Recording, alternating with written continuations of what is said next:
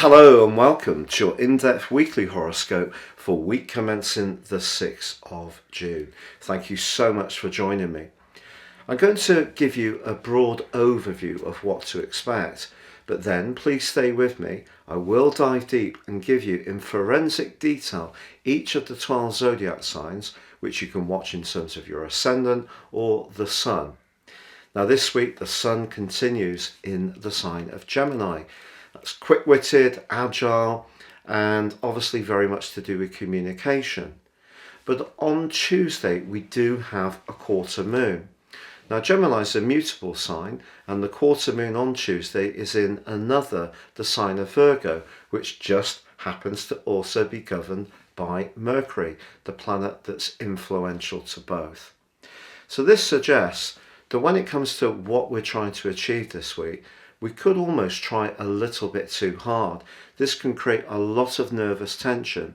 So one of the keys is going to be to set reasonable expectations of what we want to pack into this 7 days.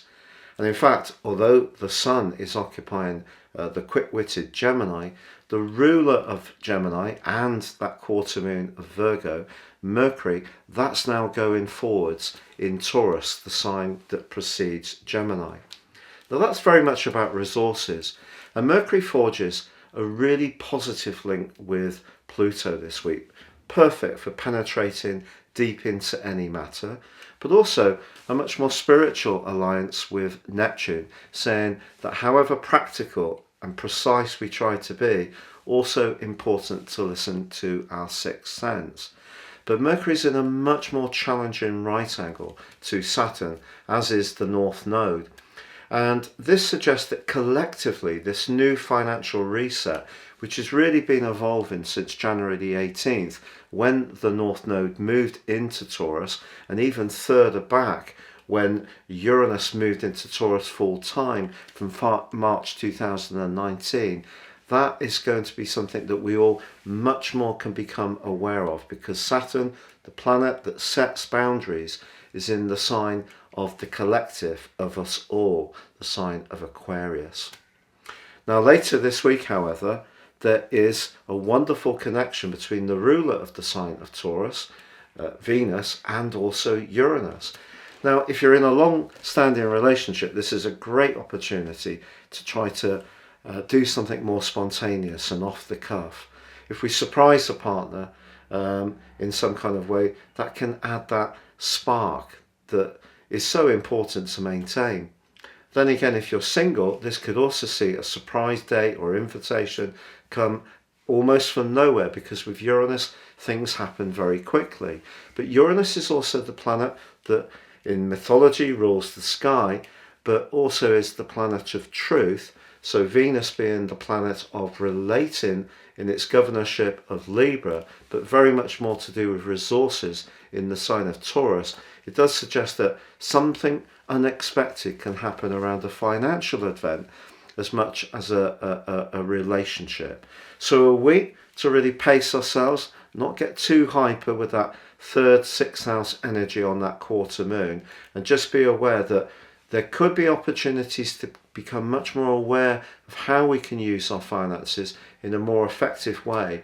But if your situation is more challenging, the reality of that can be quite tough from that abrasive angle between Saturn and Mercury, which could lower spirits a little bit. But with that Gemini energy in the mix, our ideas and our ability to keep thinking forwards in a bright way, where we're checking out things and just seeing if we can develop or evolve to manage our circumstances more effectively, that's also very much there to assist us. If you'd like to ascend above this zodiac broadcast and understand how more serious astrology can influence your life, if you give me 3 pieces of personal birth data, I can give you a roadmap that can guide you for the rest of your life. And also in my special package, you can get a 12-month personal forecast. No 2 charts are the same, totally unique to the person they're produced for. And you can get also 30% off. Please see the link below. Also, thank you so much if you've subscribed to my channel already. If you've yet to do so, I'd be honoured if you did so now. I'm very close to the 100,000 mark. Please click or tap on the bell notification symbol. Thank you. So Pisces, your week commencing the 6th of June forecast sees the sun in your 4th house. But that's squaring up to the moon on Tuesday. Someone close to you may seem a little bit out of sorts. Maybe two people you're very fond of are finding it difficult to see eye to eye. And perhaps you'll find yourself in the role of the mediator. But there's such a lot of energy in your 3rd house. Very, very stimulating. Lots of ideas going round. But also potentially some anxieties. And the reason for this is now that Saturn's in a retrograde and it's squaring with Mercury, the planet of thought, but in the 3rd house can affect the nervous system, any worries could just lower your immunity a little bit. But I want you to be reassured because Mercury actually forges a terrific angle with Neptune, your co-ruler, and also with Pluto in your sector of future plans. Your sensitivity linked to your thinking and also your vision, which comes through Pluto, are important because at the moment you could feel a bit stuck and a little bit sensitive about a situation. But by the end of this week, a phone call, a text message, an email, an idea can just absolutely bring about a real spark, which just really triggers some kind of uplift in yourself, and that is going to be something that could really give you extra motivation. So essentially the square between Mercury and Saturn is quite a toughie. I would also steer clear of anyone that you know tends to be a bit doubting, a bit judgmental, even uses faint praise. Those kind of characters you don't need at the moment. You need people who reinforce positive messages to you. That's really important. And as I say, towards the end of this week, an exciting contact can really do exactly that.